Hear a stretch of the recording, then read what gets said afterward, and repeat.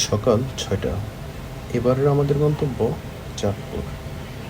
চাঁদপুরে অনেক সুন্দর সুন্দর জায়গা আছে, সবসময় শুনেছি, যাওয়া হয়নি। তাই এবার ভাবলাম চাঁদপুরে যাই। চলে এলাম সদরঘাট লঞ্চ টার্মিনালে। আমরা সদরঘাট থেকে চাঁদপুরের লঞ্চে করে চাঁদপুরে যাব। প্রত্যেকটা ভ্রমণই নতুন কিছু শেখায়, নতুন মানুষদের সাথে পরিচয় হই, নতুন নতুন অনেক অভিজ্ঞতা আমরা অর্জন করি। জানি এই অভিজ্ঞতা জীবনে হয়তো কোনো কাজেই আসবে না, কিন্তু ভ্রমণ আমাদের একটা মনের তৃপ্তি। ওই মনের আক্ষেপ আর সেই ক্ষুধার থেকেই আমরা বিভিন্ন জায়গায় ঘুরতে যাই। তারপর আমরা চাঁদপুরের লঞ্চে অনেক দুষ্টামি করি, আড্ডা দিই, গান বাজনা করতে করতে আমরা চাঁদপুর পৌঁছাই। এর মধ্যে আমরা চলে এসেছি চাঁদপুর লঞ্চ টার্মিনালে। সেখান থেকে নেমে আমরা অটোতে করে চলে যাব চাঁদপুর ৩ মোহনা দেখতে, যেটার অবস্থান চাঁদপুর লঞ্চঘাট থেকে একটু দূরে। অটো করে পার পারসন ১৫ টাকা করে ভাড়া নেয়। আমরা সবাই আস্তে আস্তে চলে যাচ্ছি চাঁদপুর ৩ মোহনার ঘাটে। এর মধ্যে দেখলাম আশেপাশে মাছ ধরতেছে জাল দিয়ে। ওটাও দেখলাম কিছুক্ষণ, কী মাছ পাই ওটার জন্য অনেকক্ষণ অপেক্ষা করলাম, কিন্তু গরমের জন্য দাঁড়ানো যাচ্ছিল না। তাই আবার আমরা হাঁটা শুরু করলাম। তারপর আমরা ৩ মোহনা এসে পৌঁছে গেছি, যে জায়গাটাকে ৩ মোহনা বলে। এখানকার ওয়েদার অনেক সুন্দর ছিল, খুব বাতাস ছিল, গাছপালা, নদী সব কিছু মিলে অনেক সুন্দর একটি জায়গা। এখানে সবাই ঘুরতে আসে, নদীর পাড়ে আড্ডা দিতে আসে।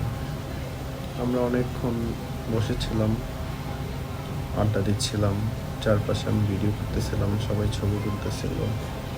জায়গাটা আড্ডা দেওয়ার জন্য বেস্ট একটা প্লেস, কারণ নদীর পাড়ে বসে আড্ডা দেওয়ার মজাই আলাদা। এরপর আমরা কিছুক্ষণ ভিডিও টিডিও করলাম, সবাই সবার মতো গল্প গুজব করতেছিল, ছবি তুলতেছিল। এভাবে করতে করতে আমাদের লাঞ্চের সময় হয়ে যায়। এরপর আমরা এখানকার লোকাল বাজার থেকে চাঁদপুরের টাটকা ইলিশ কিনে একটা হোটেলে দিয়ে দিই রান্না করে দেওয়ার জন্য। ওই হোটেল থেকে আমাদেরকে মাছগুলো সবগুলা ভাজি করে দেয়। তারপর আমরা খাওয়া দাওয়া করে আবারও কিছুক্ষণ ঘুরলাম, আড্ডা দিলাম। এটাই আসলে ঘুরতে গেলে তো যেটা হয় সব সময়, নিজেদের মতো করে আড্ডা দেওয়া, ঘোরা, ওই জায়গাগুলো উপভোগ করা, সেটাই করতেছিলাম আমরা। এভাবে করতে করতে বিকাল হয়ে যায়। বিকাল হওয়ার পর আমরা এখানকার নৌকা ভাড়া নিয়ে আমরা ওই প্রান্তে যাই, যেখানে একটা চর আছে। ওই চরে যাওয়ার পরে সবাই কেউ গোসল করলো, কেউ ছবি তুলতেছিল, ভিডিও করতেছিল। তো এগুলোই হয়, যেটা হয় ঘুরতে গেলে। তবে জায়গাটা দেখার মতো ছিল। চাঁদপুরে অনেকেই গেছেন হয়তো, আমার এই প্রথমবার ছিল যাওয়া। আর প্রত্যেকটা জায়গাতে আমরা ঘুরতে যাওয়ার উদ্দেশ্যই থাকে হচ্ছে এখানকার লোকাল খাবারগুলো খাওয়া, লোকালদের জীবনযাপন কীভাবে করে এগুলো দেখা, তারপর আড্ডা তো আছেই। সব কিছু মিলে একটা অসাধারণ ট্যুর ছিল আমাদের চাঁদপুরের ট্যুর। আমরা কিছুদিন পরপরই বিভিন্ন জায়গায় ঘুরতে যাই, চেষ্টা করি আমাদের সামর্থ্যের মধ্যে ঘুরে ফিরে নিজেদেরকে ভালো রাখার।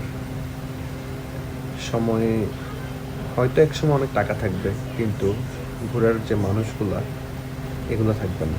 আবার হয়তো এখন যে সময়টা আমরা পার করতেছি এটা আমরা কখনো আর পাবো না জীবনে। তো সবার উচিত জীবনের প্রত্যেকটা মুহূর্ত সুন্দর করে উপভোগ করা।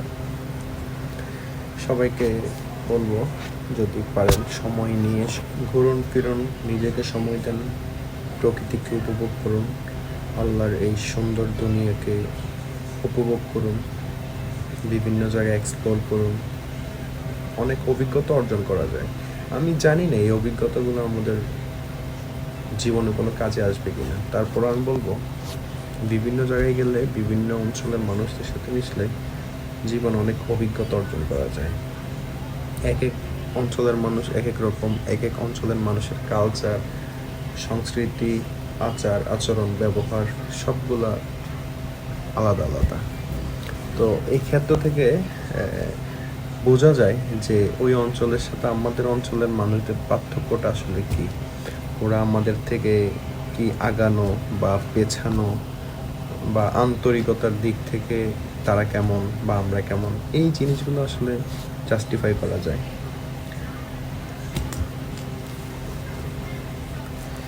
তারপর ঘোরাফেরা শেষ করে আমাদের ফেরার টাইম হয়ে গেছে। প্রায় সন্ধ্যা পর্যন্ত আমরা ছিলাম ওখানে। তারপর আমাদের আবার ফেরার সময় হয়ে গেছে। আমরা আবার সন্ধ্যার যে লঞ্চটা চাঁদপুর থেকে ঢাকার উদ্দেশ্যে ছাড়ে, ওই লঞ্চে করে আমরা আবার ঢাকায় চলে আসি সবাই। লঞ্চ জার্নিটা সবসময় আমার কাছে ভালো লাগে, কারণ একদম শান্ত একটা জার্নি, কোনো শব্দ নেই, কিছু নেই, নিজের মতো করে চলছে লঞ্চ নদীতে। সো এই জার্নিটা আমার কাছে অন্য অন্য জার্নির থেকে বেস্ট মনে হয়।